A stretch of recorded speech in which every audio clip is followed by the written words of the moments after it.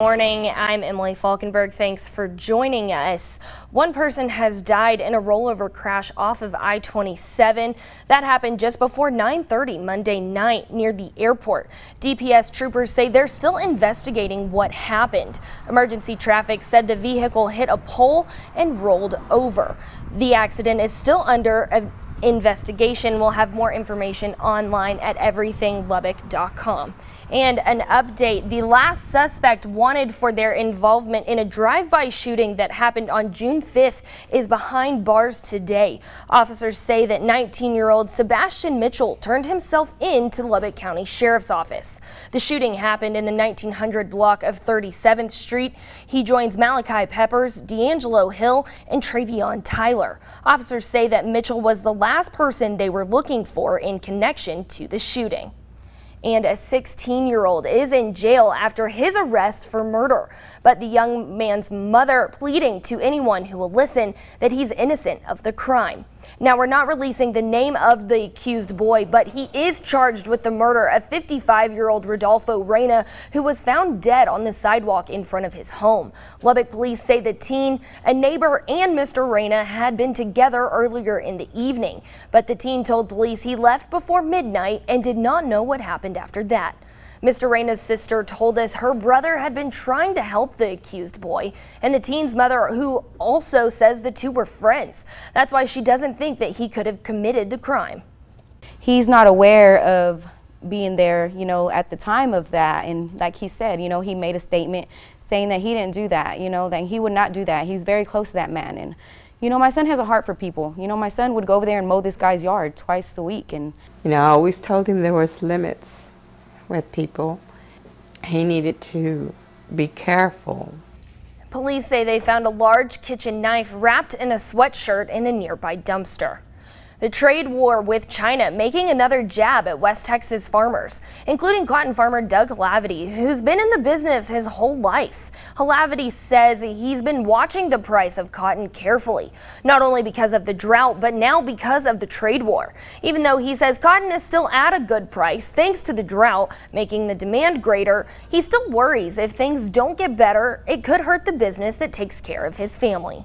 The way I look at this, if we don't do something now, it could be worse later. China has enough control already. We need to start taking some of that control away from them and even the playing field out towards some more fair for the farmer, for the American farmer. The new tariff will go into effect on July 6th, but he says it won't be until harvest season where they'll see these tariffs really make an impact. And a Lubbock horse rescue is now asking for donations for a horse in what they say is in the worst condition they've ever seen. Shalaby was given up by an owner in the Abilene area after being neglected for most of her life. The rescue group says a horse her size should weigh anywhere from 900 to 1,100 pounds. Shalaby is estimated at weighing just over 600 pounds. She was found severely dehydrated, and this group has rescued hundreds of horses, and they say this is the horse in the worst condition they've ever seen. And to make matters worse, the horse is pregnant, making medical costs even more expensive. EZR Equine is now asking for the community's help to get the horse back to good health. We've had some very underweight horses and some that have been pretty neglected, but I would say since we've been in operation, hi Shibley, she's our worst. I'm just glad to help her out after what she's been through. Just make sure she knows that she's loved and cared for. So far, they've raised more than $700, but they're asking for $3,500 to cover the medical costs. If you want to help, we have posted the link on our website at everythinglubbock.com. Officials in Texas are calling for tighter border security after 5 undocumented immigrants died in a car crash trying to flee border agents on Sunday. Mostly rural Dimmitt County sees a lot of this kind of activity because human traffickers use it as a hub. David Caltabeno rides with a deputy to see the hot spots where smugglers operate. Dimmitt County Sheriff's Deputy Jose Diaz has only been in the force for 2 years. It's a dangerous job. He's already been in 10 car chases. Where that fence is all dropped down is where he rolled over All of them 6 to 8 times. stemming from human smuggling, undocumented immigrants at the center of it all. It's an eye-opener. None of them ended as badly as what unfolded on Sunday. 5 immigrants died after a chase with law enforcement. It's sad because those are lives. I mean, their lives as well. You know, they're not just because they come from another country doesn't mean anything. You know, they bleed just like you and I do. That's what fuels Deputy Diaz to stop illegal immigration. Receive, thank you. This driver pulled over for speeding, You have driver's license insurance on you? but he's always keeping an eye out for potential smuggling. It's constant.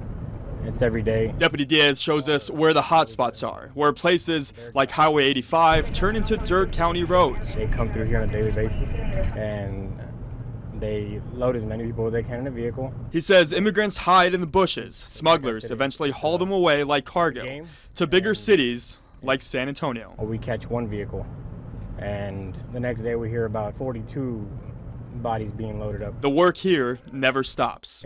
It's all day long. 14 immigrants were in that SUV that crashed on Sunday, and several of them are still in the hospital.